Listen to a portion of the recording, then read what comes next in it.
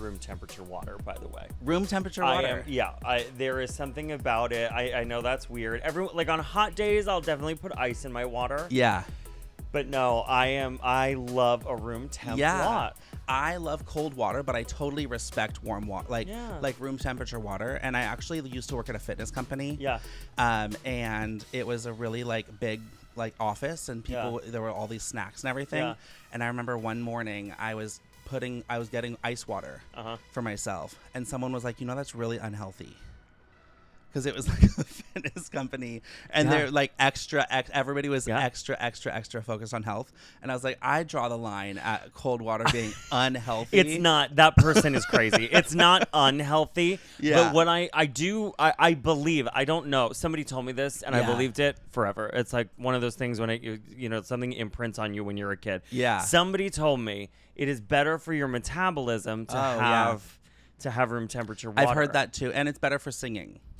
Yes, you don't want too cold, you don't want too hot. Like I make a cup of tea before a show, and I let it sit out for like 15, 20 minutes, just to let it cool down. Tea is really good too. And you're a singer. I'm a singer. I'm so excited to have you today. I'm working late. Yeah, because I'm a singer. Yeah, like Sabrina. Please, please, please is so Are you good. gonna sing that at your show? No, but I should. It's country enough. It's very motherfucker. Yeah, it is. And there's that swing song is what I call it. So please, please, please. God. Yeah. Oh my God. It's really good. It's really good. And when Sabrina Carpenter dropped, what was her other song? Espresso, yeah. Everybody was like, oh my God, I love this song. And I was like, I do like it, but I'm not hooked. And then Please, Please, Please came out. So I think Espresso is an earworm. It's very much an earworm. And you wake up in the morning and you're singing that. You're saying, I'm working late because I'm a singer. It's like, sort of, to me, it's like budget Doja Cat. Yeah. And it's also evidently, I saw on one of these Instagram music things that I follow. Yeah. Evidently, it's just completely a sample. Like not even like a sample from like somebody like when Beyonce like samples cool. people. Yeah. It's truly like they went to some website where and it's just like interesting. Yeah.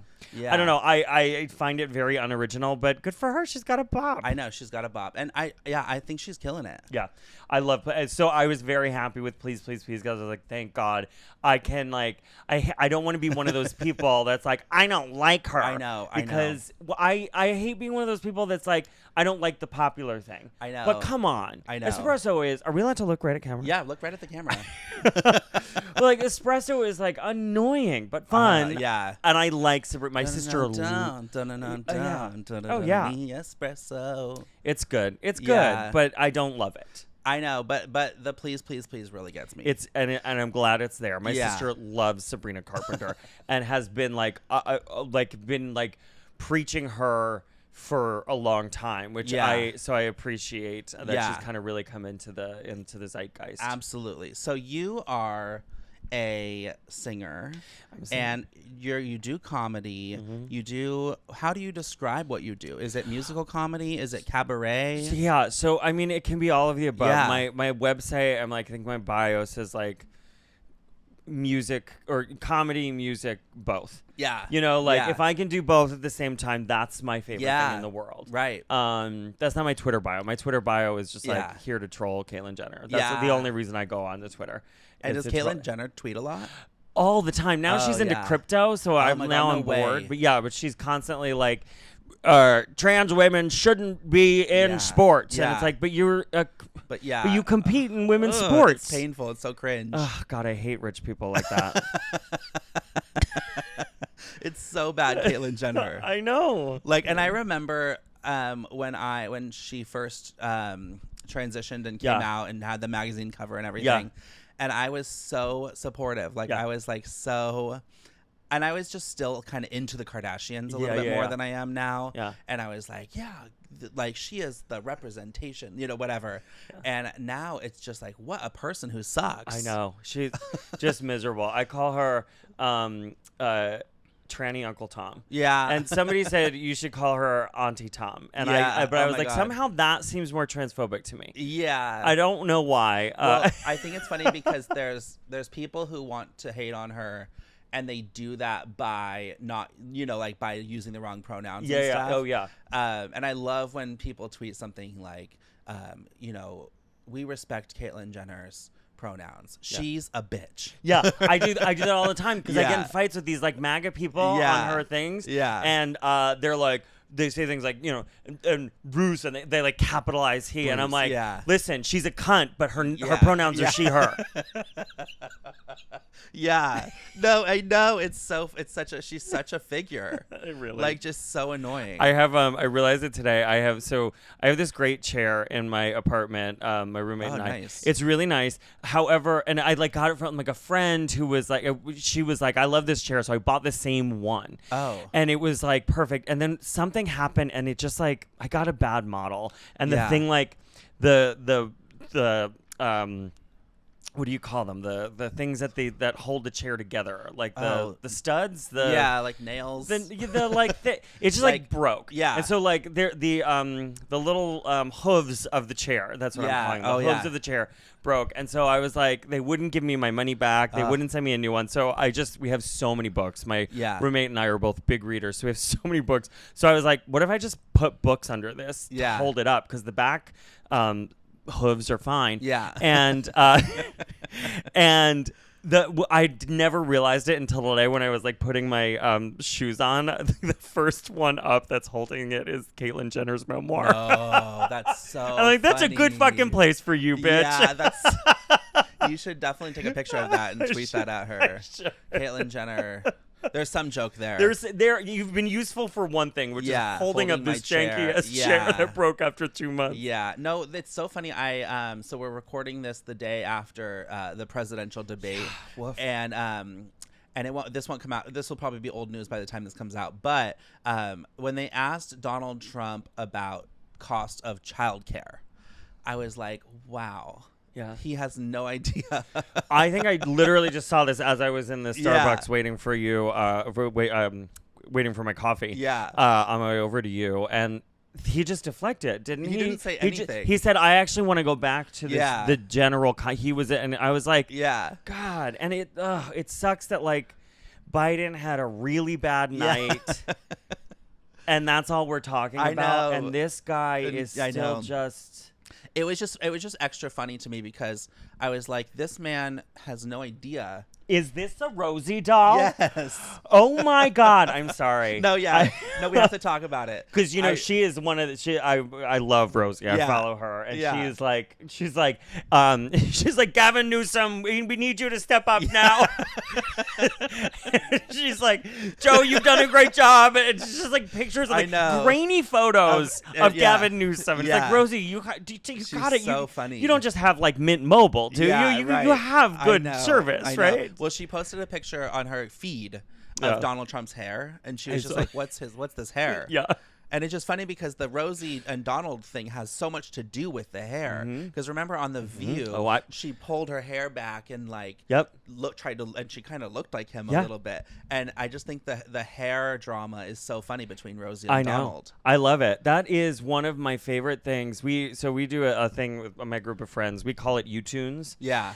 Which is you sit around and you just kind of pass the mic or pass the remote. Oh yeah. And you do your favorite. Yeah.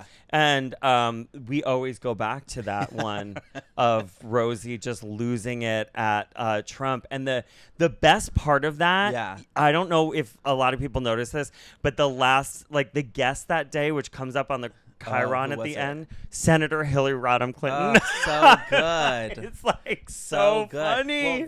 Well, my mom had one of these in the 90s. Yeah. And I always loved it because when you click its hand, it doesn't do it. I don't have batteries in it because I just got it on eBay. But it used to say, "You're a cutie patootie." Oh my God. And I just always loved Rosie as a little kid. And like, I recently was, Cole Escola. Yeah. He did a Instagram where he was wearing a denim jacket with the Rosie logo on the back, and it just totally reignited like my obsession with Rosie O'Donnell, and so I started watching on YouTube. She has all of her episodes uploaded. Yes. And so I started watching them, and I was like, man, I just like love this. And so this cost like $15 on eBay. Stop and it. I just got the shipping was more than the thing. Of course. And I got it, and now every time someone comes on the podcast, we get to talk about Rosie O'Donnell. I love it so much.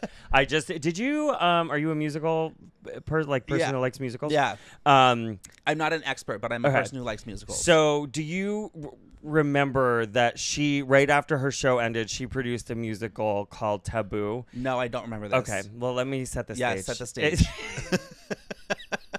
And I'll actually set the stage a little bit further or closer to recent times. I was on Fire Island last weekend, and we go to piano. We call it Piano Tunes. We call everything. My friend group calls everything tunes. Yeah. Everything's tunes. Yeah. You know, the tunes friends. Do you want some gum? It's gum tunes time. Yeah. You know, so we went to the piano thing that they do at the Blue Whale, and like everybody was doing Wicked. And I had had just drank enough and had one martini there. Yeah. And I was like, this is it. Screw it. I was like, does Lance know Taboo at all? And so Taboo is this musical. So when I got up, I said, I know there's a lot of Wicked tonight, but in the fall of 2003, when Wicked premiered, there was another big gay musical produced by Rosie O'Donnell. Yeah. And the whole thing was like, it's a Boy George musical.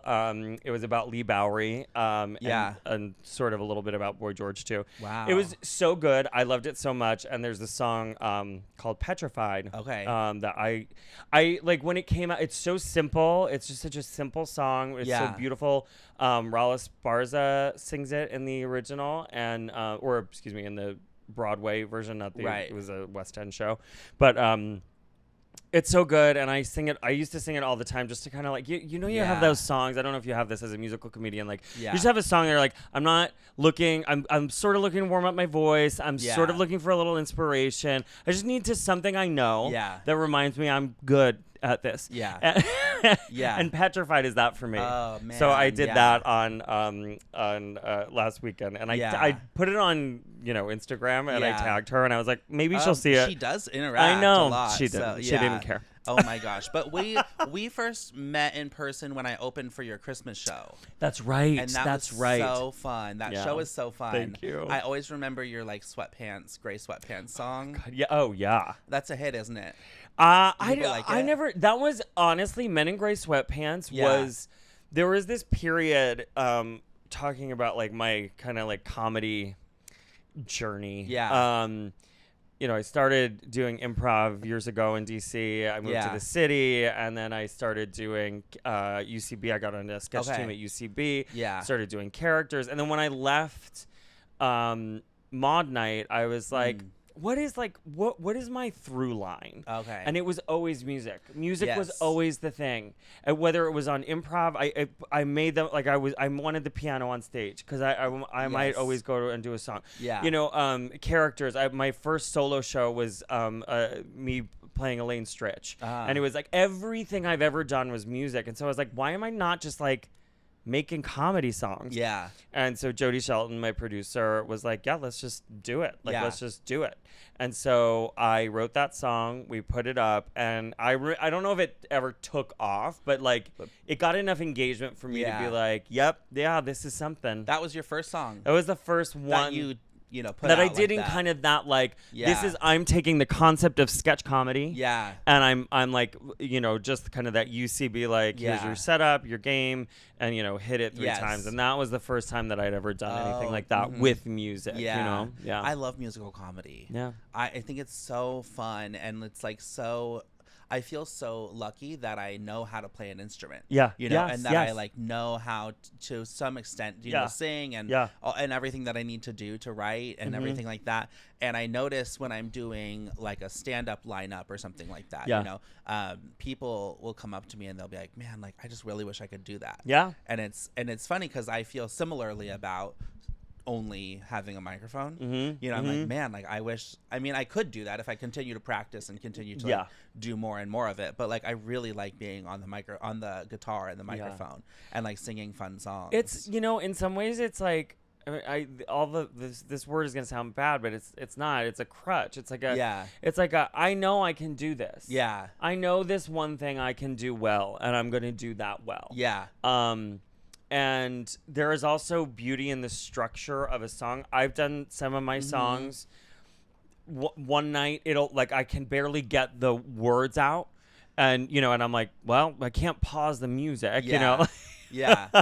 Like, and people are laughing so hard, and then other times it's just not connecting with people at all, and I'm like, it's such a great way to, I don't know that like your shit is good. Yeah.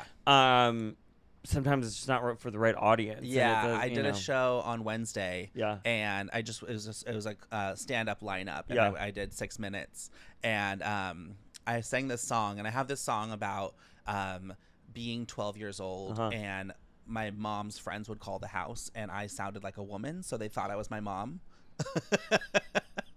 And I didn't expect it to be such a hit, but it's a hit. Yeah. And when I sing it, there's so many more laughs than I designed it to have. Yeah. Like there's a chorus that I thought was just generally funny, but I didn't know each line was funny. Oh yeah. And I actually had to stop singing. I had to be like, wait, like people need to hear these lines or else they're just going to be laughing at nothing. And I was really surprised because usually like I can sing the song, or like my songs are slow enough that I can get out of here. I feel like Winona Ryder at the award show. Yeah, that I can like sing it and like there's enough pausing and whatever. But like this song, the way it's designed, it really is fun because then I can kind of laugh with the audience and like stop singing a little bit. Yeah. And it was just really fun to do. That is, and really now I'm nice. like, wow, I have this, and I'm proud because there's been this one song that I sing called "It's Uglier Than Me." Like I don't want to date someone uglier than me, and I wrote that when I was 22. Now I'm 32, and it's been my best song forever. You know, and like, and I've written other good songs, but I feel like the "Uglier Than Me" song gets the most laughs always. And I've been like, man, I'm never gonna beat that song, am I? And even my mom was like, I wonder if you're gonna be like a one-hit wonder. Thanks, Mom. That's so rude. Moms say the rudest things. She knew it was rude, but she was like, but she really had to say it. She was. I suppose they can get away with it. They're like, I birthed you. You came out of my body. Yeah. But my mother says that, like, I'll post something and she'll be like, you're a little flat on that note. Yeah. I'm like, get the. Stop it! Yeah. First of all, how dare you? Yeah. Second of all, I already know. So you don't. Mom, you don't think my biggest fear is that I'll be a one-hit wonder? I mean, it's crazy. You won't be a one-hit wonder. Yeah. It's just like some things, but yes, but it's absolutely natural for I think that all the time. I had that thought walking my dog today. I was like, well, I guess I got nothing left. Yeah. Yeah. So tell me about country, because I love what you do with the country stuff. Thank you. And when I was opening for you, it was I was actually it was for your Christmas show, and it was in kind of like maybe the beginning of December, or like the first half of December. Yeah, it was early December, yeah. And I had just gotten home to my family, and I don't know if you knew this, but it was like kind of my first year of doing musical comedy. I knew that, but I think I only noticed it after. I knew that. I think I said it when I said it. Yeah. And I was telling everybody, I was like, "Oh my God, I'm going to be opening for this Christmas show and everything." My family, and it was just really exciting for me because I was like, "This is totally the thing that I should be doing, is like opening for this woman who's doing this Christmas show and doing all this stuff." And it was just really exciting for me. Yeah. And thank you for doing it. Oh yeah, and I love all the people that you have open for. Every time someone opens for you, I'm like, "Oh, follow." And I love community. I love this show so much. I love having an opener. And it's just like, I sort of had these rules in my mind. I was like, oh, it should be somebody musical to set the vibe right. Or it should be somebody queer to set the vibe right. Yeah. And then I was like, I don't care if it's like somebody funny. I just want them to do the show, Yeah, right. And I've been also very lucky that there are a lot of queer comedians who also do music, and that's we're very lucky to live in this city and have so much access to But what started it? What made you want to do you have a big history with country? I don't. Yeah. It's funny. Last night, Jess Jean, who I think was just on the podcast. Yeah. She opened the show. Yeah. And she was backstage before the show. We were talking. Jody Shelton is from Tennessee. She's like, I'm from Texas. And she's like, where are you from? And I said, Long Island. Yeah. And she's like, what the fuck are you doing this show for? And I was like, I know, but you grow up on Long Island, and there's like everybody has like these ideas that it's Fire Island or just the East Hampton, and it's not. There's a lot. Yeah, there's a lot of diversity. On Long Island, and so there's a lot of hick parts. Yes. There's the town that like my family moved to when I was in high school.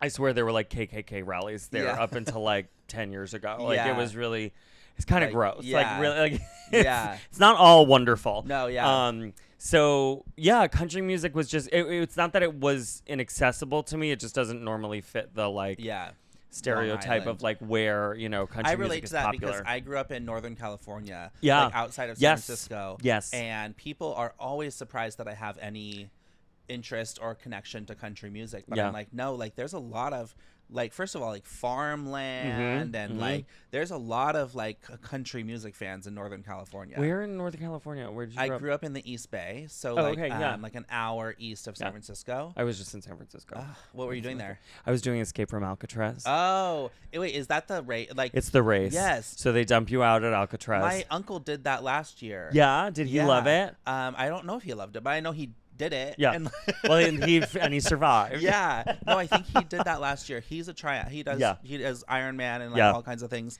And he did the Escape from Alcatraz. So how was it? It was incredible. I mean, it was so. I race triathlons a lot. Yeah. Also a lot on Long Island. Yeah.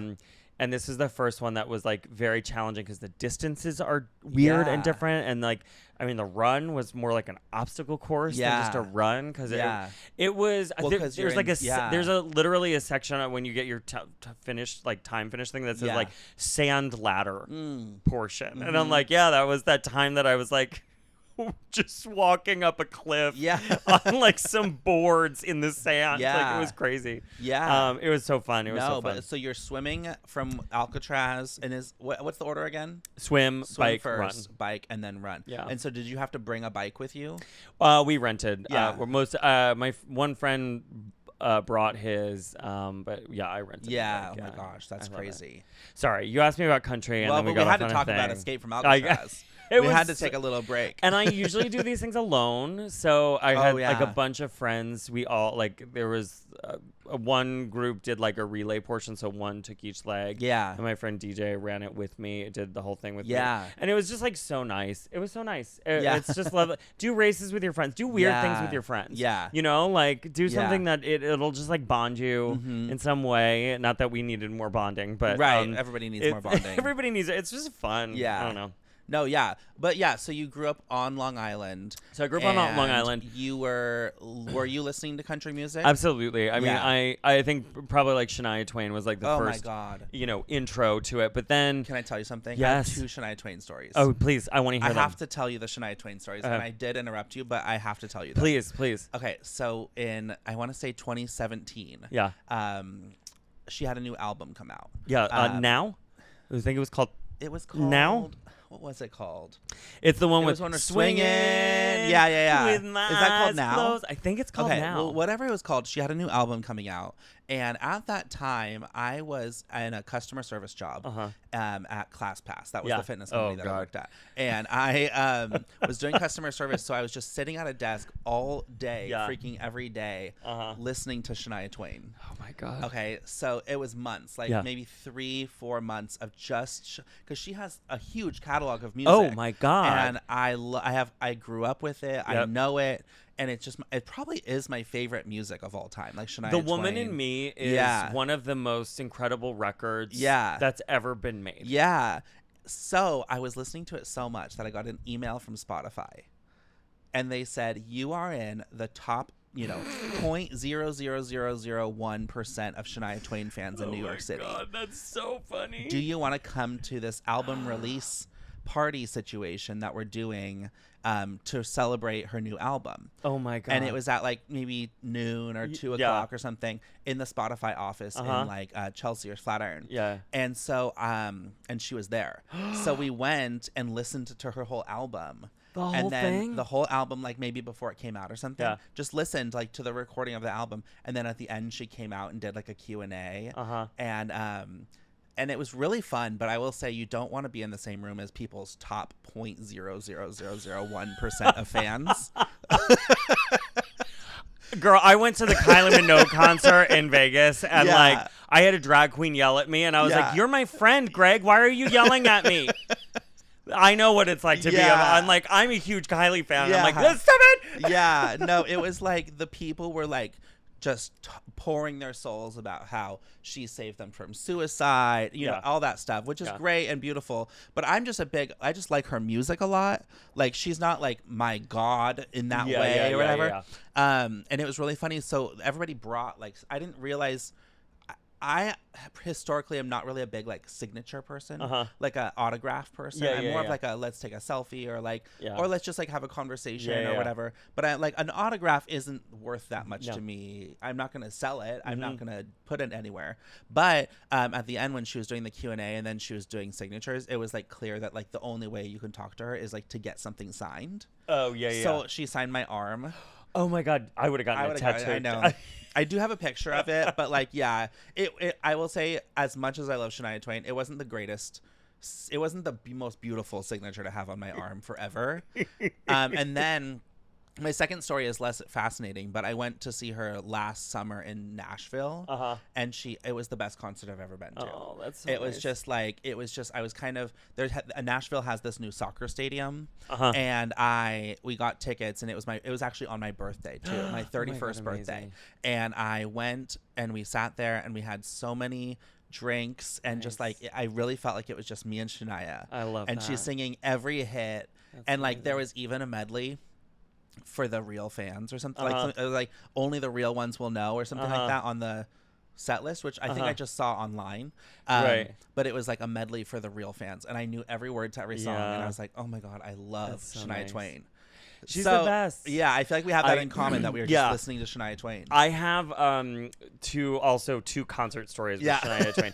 I'll be as quick as possible. No, go the for it. first one is my childhood friend Justine. She lived across the street from me. Yeah. When I was a kid, we also loved The Woman in Me. Loved Shania. Years later, when Shania was going on tour with Now, I think the album is Now. She was like, she was like, they're doing a giveaway of this. Should we try to call in? So like, she's in Florida, I'm in New York. Yeah. And so we're both calling, and she wins the damn tickets. And so we got to see Shania for free. Where? In like somewhere on the East Coast of Florida. I forget exactly where. It was lovely. It was so fun. My second story is we went last year.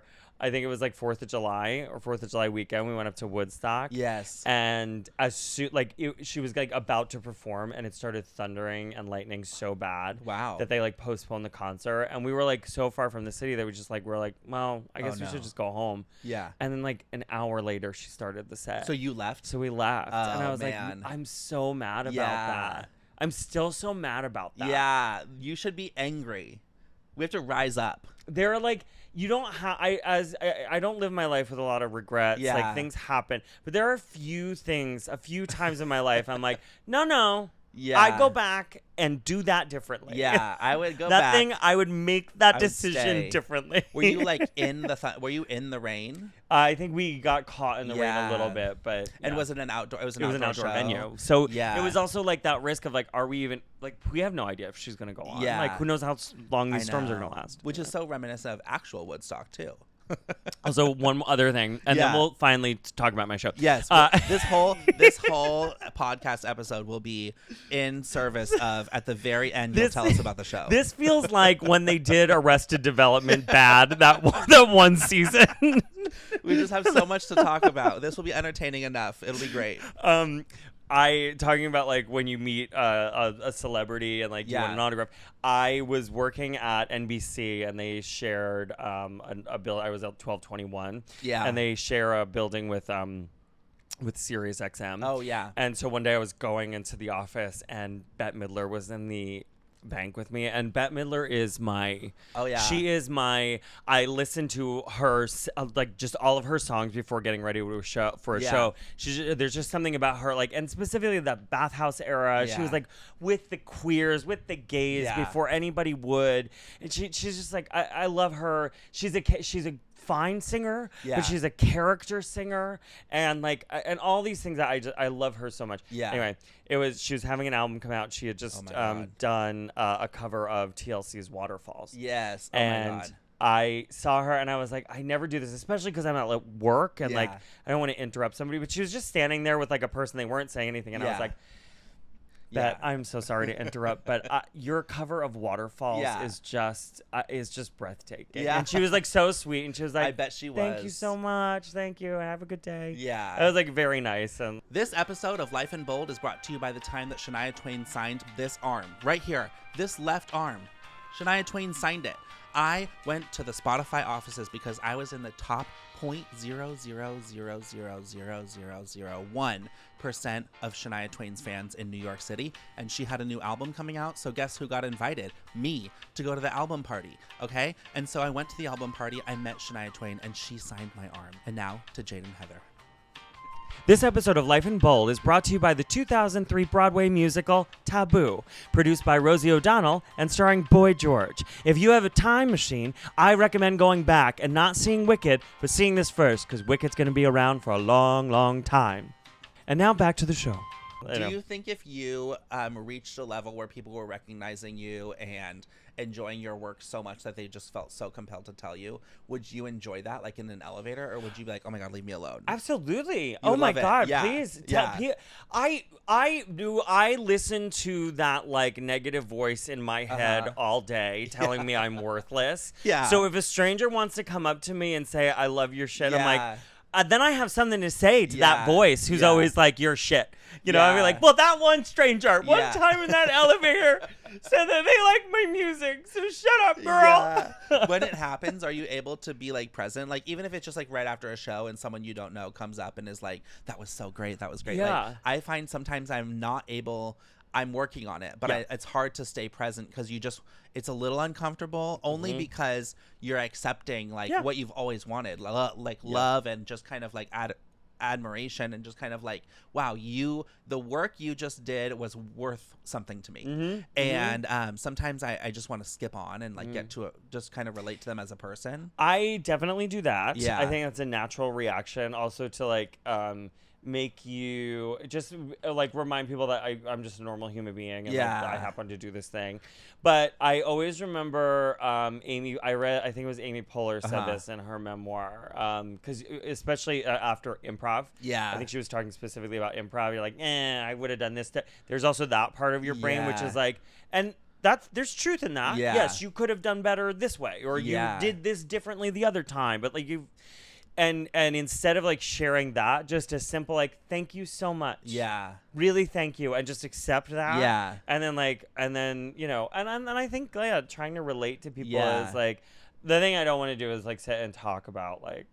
Because sometimes I do that. Sometimes I'll go, well, really, you liked it? Because I was going to do this. And then I decided to do this. So you think that was a good decision?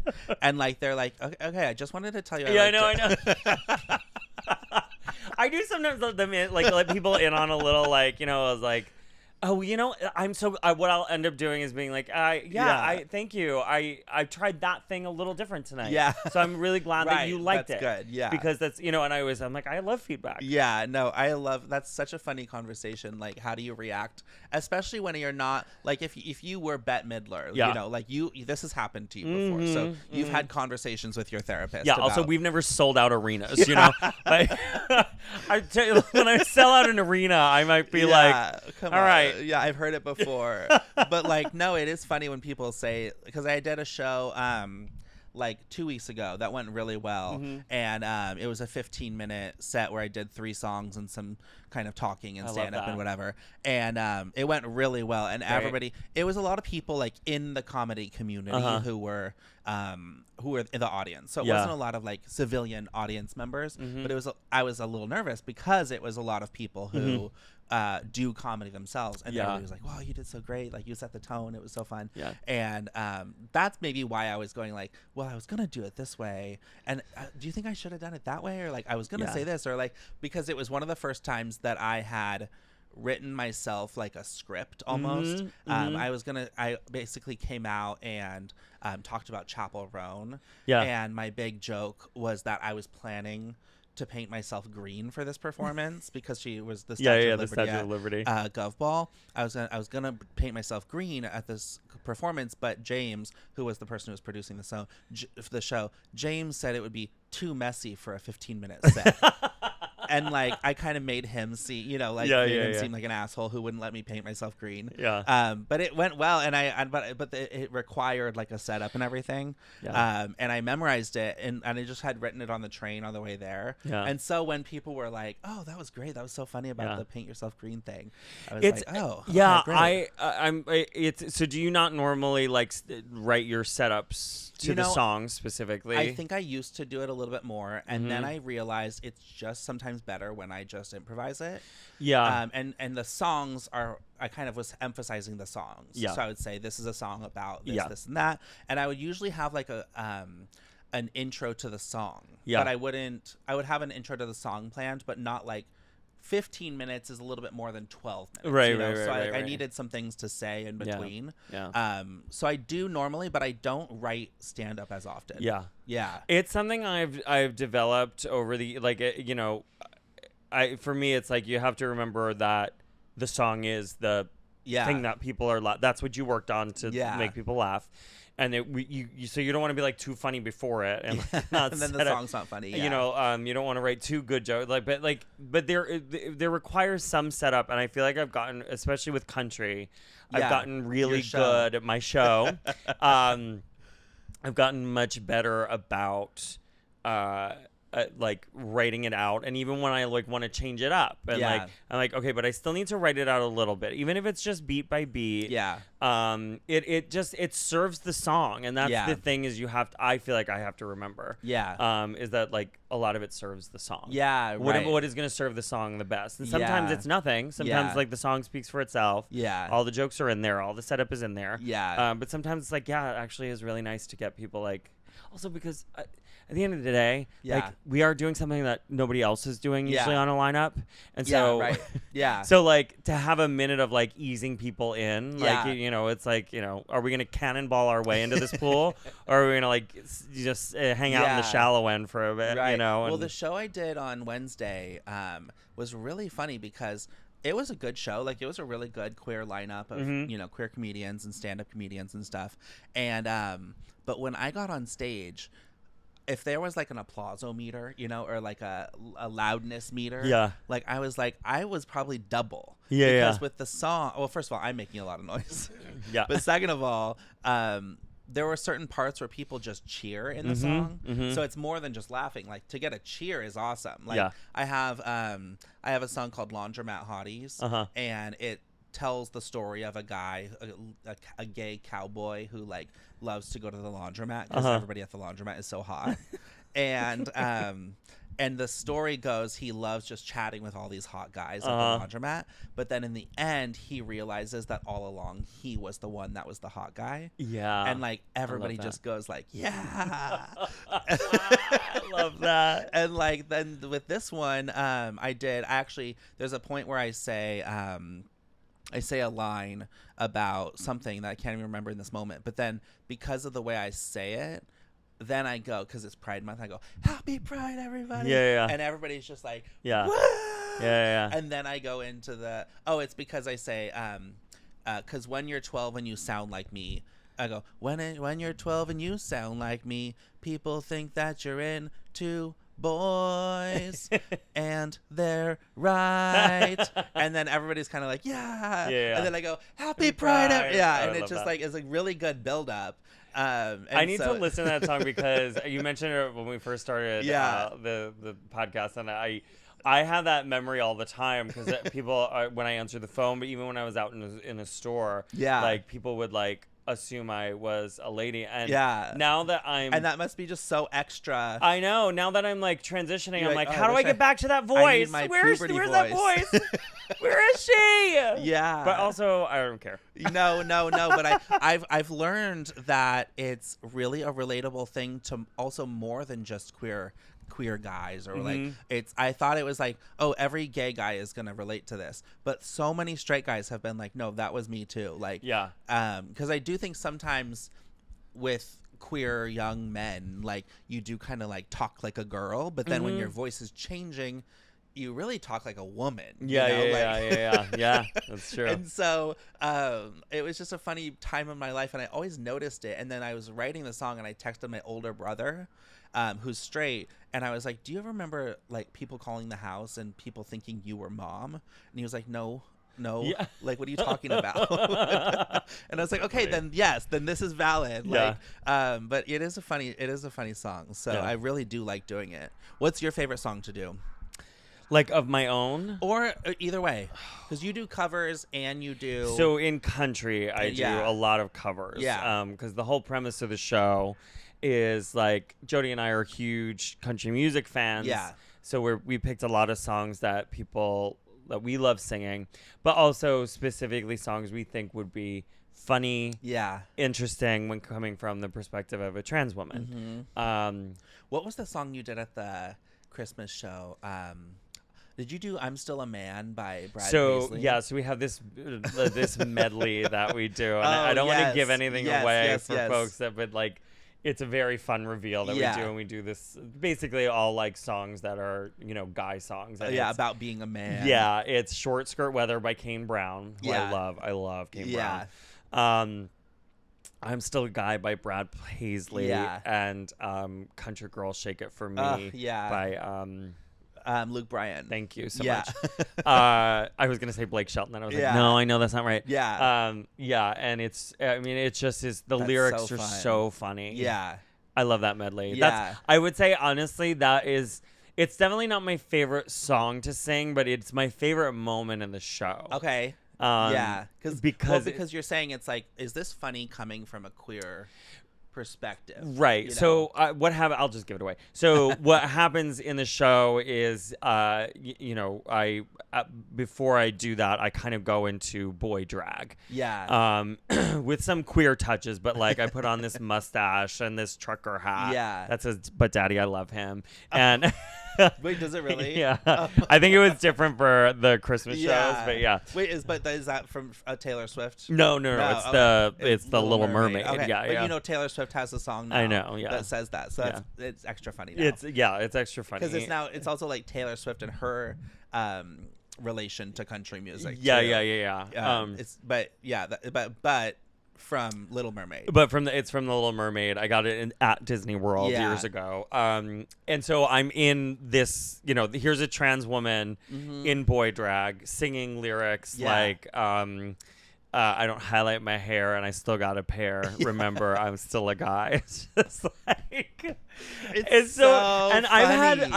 I've had every reaction under the sun. People are like laughing. I've had somebody go, "Oh," in the middle of the show once, and I was like, "Okay, well, it's also funny. This is my story." It's also just that those two lines are so funny because it's like there are such transphobic people and like homophobic people and all the homophobic whatever, and they will say like, you still whatever, like you're still a guy, like you'll never be a woman. So it's actually really, really, really funny for you to make fun of that and like sing that song. Thank you. It's very layered. Yeah, it is. Yeah. And my favorite thing about when people are, because I'm obsessed whenever I get into these fights, because again, my Twitter is mostly reserved for trolling Caitlyn Jenner, so I end up getting into these conversations / arguments with like all of these MAGA dudes. They're obsessed with what I have done to the bottom half of my body. No, oh my God. It's insane. And I'm like, why do you care? They care also, so why much. do you know so much about this?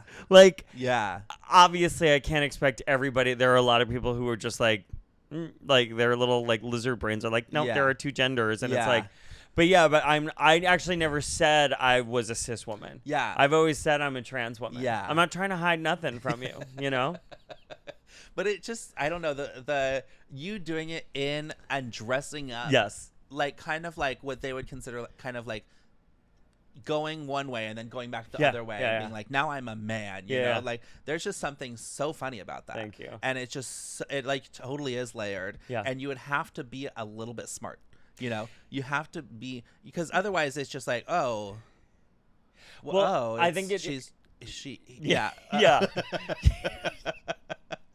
You also you're have just like, that, so like, it's the same what we were saying before. It's like it requires some setup. Sometimes the punchline comes from I don't think I could just do that medley in the middle of the show for no reason. Like it does require literally putting on a physical like thing, and that's part of the bit. That's part of the fun, and it's like everybody is like along for the ride. How long have you been doing country? So we've been doing it for this. We're going on.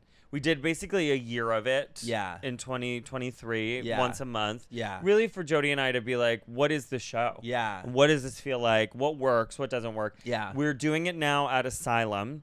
Yes. Our run is about to end on the 11th. Yeah. And then we'll probably, I mean, they're a very new theater.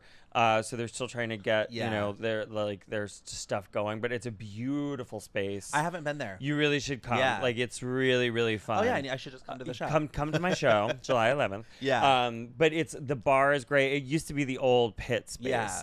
And they really redid it, and it's really, really gorgeous. It's been fun to be able to like play on a stage with a sound system. Yeah, we have like a screen behind us. Yeah. It's just like. It's so cool. It's so fun. So I'm hoping we'll also do like another run in the fall or something like that. So we've been doing it about a year and a half now. Yeah. That's the short answer to your question. Yeah. No, it's so much better to have a podcast guest who gives an answer like that than to have a podcast guest who says one year and a half. Yeah. 1 year and 4 months. Yeah. Next question. Next question, please. And you're like, I've prepared like 6 questions because actually when I was starting doing this podcast, I would actually prepare like I'm gonna ask these questions in this order, and I'm gonna transition. I'm gonna try to like segue from this to this all the time, and then I just realized like it's so much better if I just actually listen, to what the person is saying. Instead of like while they're talking trying to do the math of like how am I going to transition from that into this, and then to like have the question pre-written, and I'm reading because I used to do it on Zoom also. And I'm reading the question, and then I'm trying to say how am I going to like frame the question. It's way too much. Like I'm no Barbara Walters. No. I have been watching. Martin Short's been hosting Jimmy Kimmel, and he's brought Is he doing that all week? I think he was doing it all Jiminy week. Character? The Jiminy Glick character. Yeah. So that was an old. That's like a 20-year-old character. Yes. And I always thought it was hysterical. Yeah. But I never. Martin Short had his own show. That was like a 30-minute show on Comedy Central. Yeah. As Jiminy Glick. Yeah. And I don't think it was ever that funny, and it was very like. There were a lot of times it was just like, this is weird and inappropriate. Yeah. But these little 5-minute things that he's doing. I've watched both of Bill Hader. He's done 3 this week. He did one with Bill Maher, who I hate. Yeah. Bill Maher, and then Bill Hader, and then Sean Hayes. That's who I saw. I have watched those 2 like 4 or 5 times. And is he what's the like I don't know, because he clearly has some. I don't know if what he has are written or not, but it's also Martin Short, so like you just never know. I saw some tweet or something that was like, and it definitely wasn't a tweet because I actually did delete Twitter, but now I have Threads. I'm a big Threads head. Yeah. Are you a Threads head? I don't know. I'm like, I don't know. My friend Kathleen texted me the other day. She's like, I'm going viral on Threads for this. I was like, hold up. I want to stop there. What does that mean? Yeah. No, but I saw someone say something like this should not be. This should be called like Martin Short like gives the best improvisers in the world a run for their money. Or something like that. Like I saw something like that, and I was like, I wonder. I would love to know like how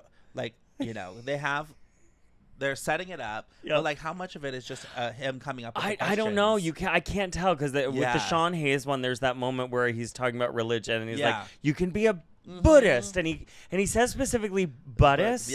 Buddhist. And then Sean like responds to it and is like, I've been called a Buddhist, and Jiminy Glick is like, is that one of your gay jokes? Yeah. turning everything into an orifice. Yeah. And it's like, it's so funny. And I'm like, I genuinely can't tell if that just happened. But he would be able to come up with that. I know. It's you know? so good. It's so funny. It's so good. And I'm sure that there are some people that like it's a little fat phobic, and it's a lot fat phobic. It totally is. But Guy Branum said it on Twitter. He was like, here's the thing, is you can actually do these things and get away with it if it's funny. Yeah. Like that's at the end of the day, like if it's funny. Yeah. It's funny. Yeah. You know? And I'm sure Martin Short over the 20 years has had an evolution of like his own perspective of like what he thinks he should do with the character and stuff like that. But sometimes these days, like now that we're like a little bit, I think we're almost like getting to the other end of like cancel culture and like kind of that kind of stuff.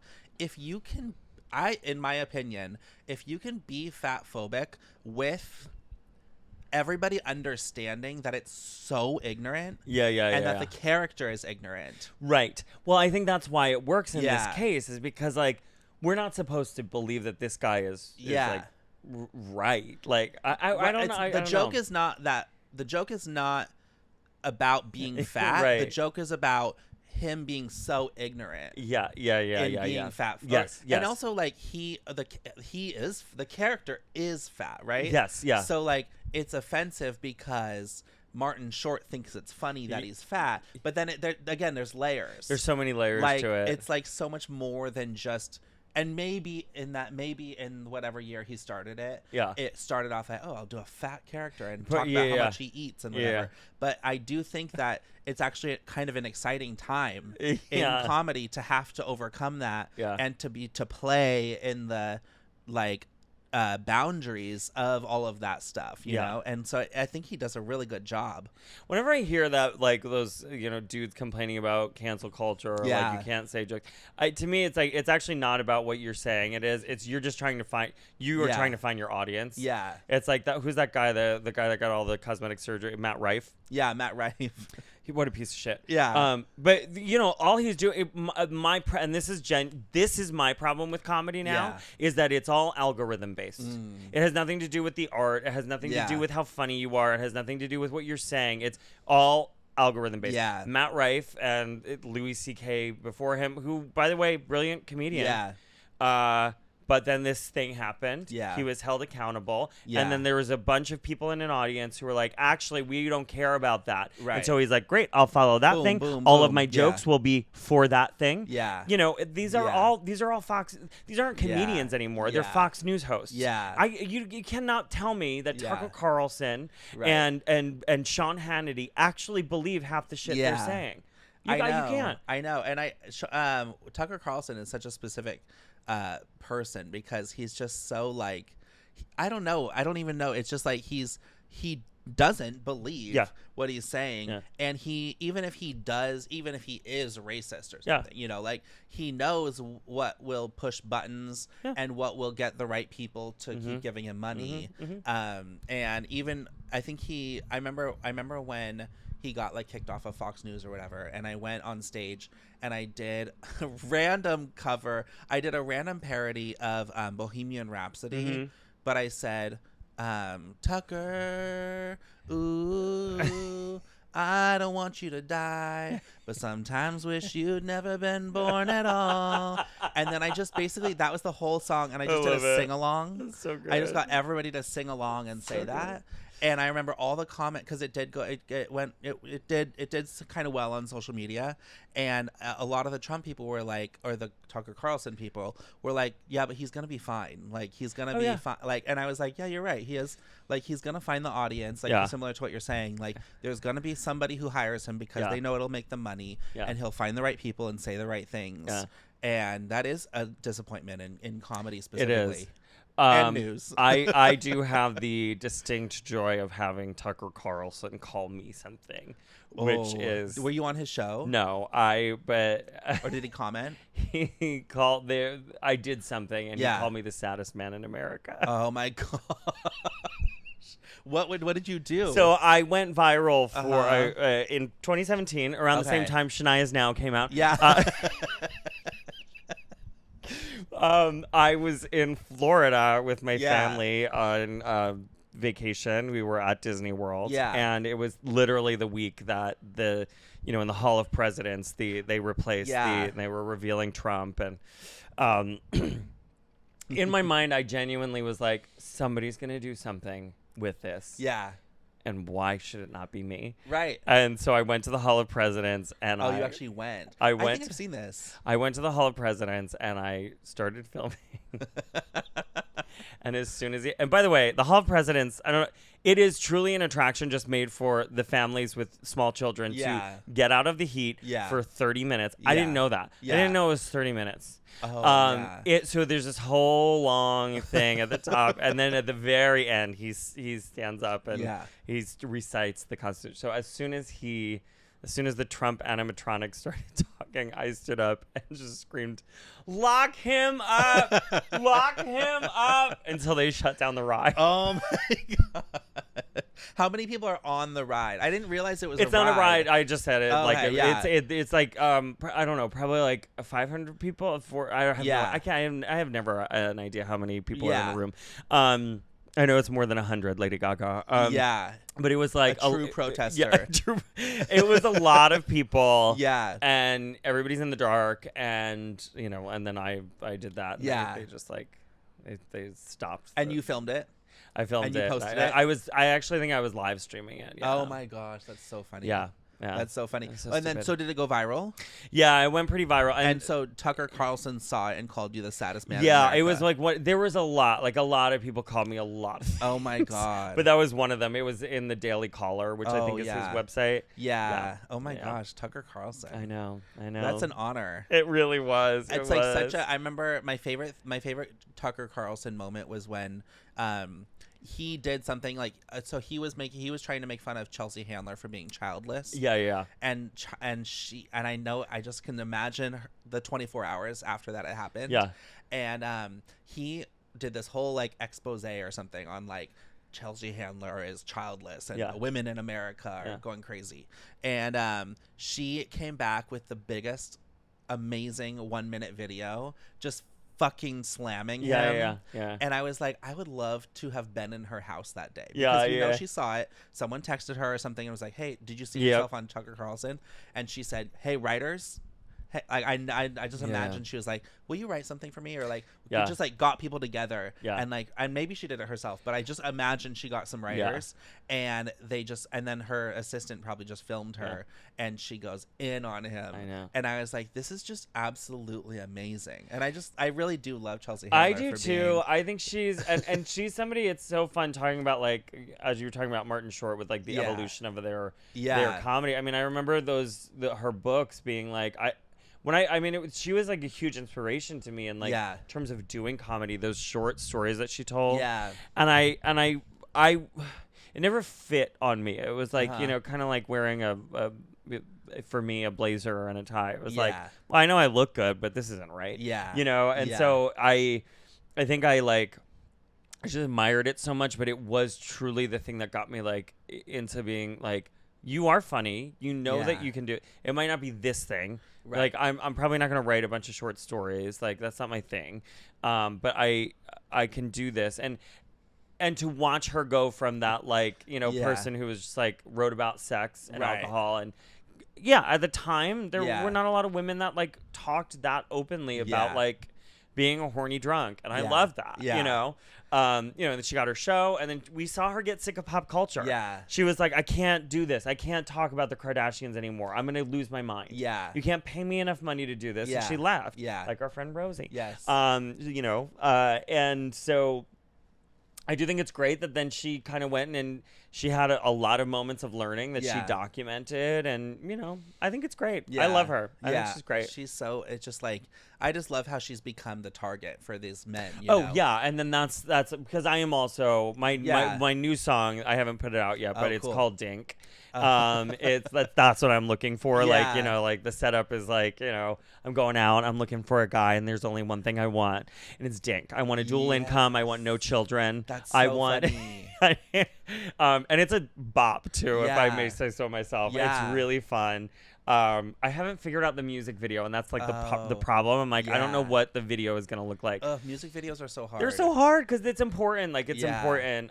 So anyway, stay tuned for that too. When Dink comes out, it's gonna be super fun. And it's not a country song. A play on like looking for dick, but you're looking for Dink. I didn't intend it to be like that, but it kind of is. Yeah. But the chorus is like I say Dink, and then I say, dual income down kids. Yeah. Like, so just to be clear. I really like that. It's fun. It's super fun, but that's what I'm looking for. Yeah. That's all I want. That is such a good song. It's so I already fun. know it's good. Thank you. No, because it's a good concept and everybody can relate. Yeah. I think it's huge now. Yeah. I have so many friends. I have a friend who, I know we're coming up on time. I know, it's okay. Where I was visiting some friends who had bought a house. Yeah. And they were telling the story about when they were telling their friends that they bought this house. Yeah. They set it up like they were going to show a sonogram of like a baby. And they were like, it's so funny because, and they said this and it stuck with me, is like this group of friends has sort of decided like we're not having children. Yeah. And when you get to a certain age and you're probably like late 30s, you make friends based on you're like we're not having kids. Yeah, right. And so we're probably going to be like we're going to be friends for this is our life path. Right. And so of course they like did the whole thing and everyone was like, oh, so great. And they were like, we're kidding, we bought a house. Like it was a wonderful they reveal. Actually showed I think I forget exactly what it was. My friend Andy Hilbrand. That is so funny. So funny. But it does, it's true. Like you get to a certain point and you're just like, listen, I'm not anti-kid. I'm just anti like kids that aren't in my family. I'm gonna love when my brother and his wife if they have children, like if my sister decides to have children when she's much older, like great, but other than that, no. Right. Oh my god, I could talk to you forever. I know. This is so funny. I had another guest on a couple days ago, and it was Helen Polisi, who do you know her? She's a TikTok teacher. On TikTok. I don't know her. She has a 1.1 million followers. Oh my god. She's a 62 or 3-year-old like mom in Manhattan, and she just is so funny. But I was saying the same thing to her. I was like, I could talk to you forever. I know. But where can people find you? How can they? Gay Malski almost everywhere. That was like that was good. Gay Malski almost everywhere. Gay Malski almost everywhere. GayMalsky. I thought about changing it when I changed my name. Yeah. But I was like, Gay Malski's so funny. Yeah. It was like it came from like I remember being teased as like when I was a kid. My birth name was Jay Malski. Yeah. And it's now Jaydan Heather. But like there was one time I went to my therapist. And she was in a big building, like a building that you had to check in at the front desk. And so I get there and like somebody had misspelled my name and it said Gay Malski. Oh my god. And I was just like, wow, turns out my like second grade bully works at this office building now. Right. Did anybody call you that as a kid? Yeah, Gay J. Gay J. People call me Ben Gay. Because of the medicine. That's really funny though. That's kind of like, I don't know. That sounds like a Jiminy Glick line. Yeah. No, but it was people. There was all these commercials for Ben Gay, and people were like, Ben Gay, Ben Gay. I know, that's pretty bad. When you have perspective in your 30s, it's much funnier. It's like, it's fun. The thing about homophobic jokes is they can sometimes be funny. Okay? Like when I went viral because I did a burger video on TikTok in 2021.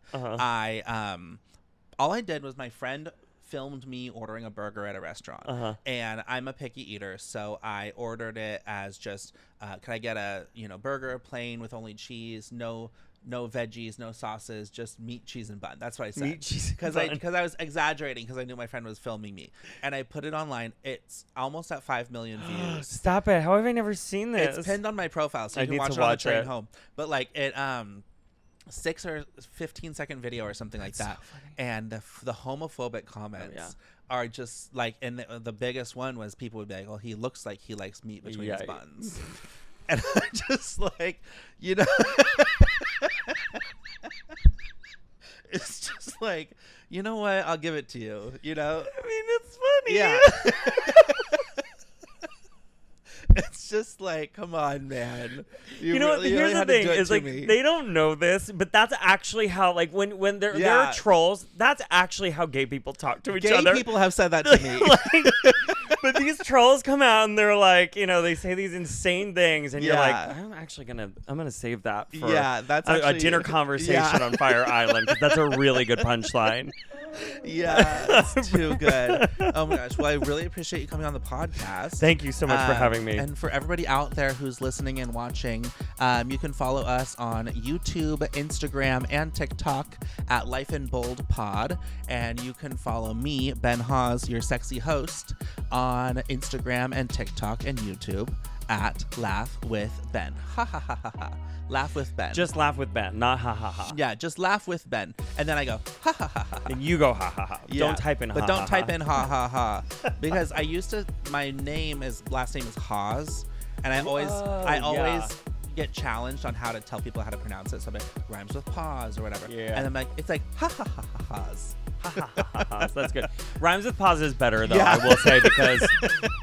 everybody loves dogs. Yeah, pause. And then what do I say? Flaws. Rhymes with flaws. Rhymes with flaws. That's very funny. Anyway, we will see you next time. And thanks for watching Life in Bold.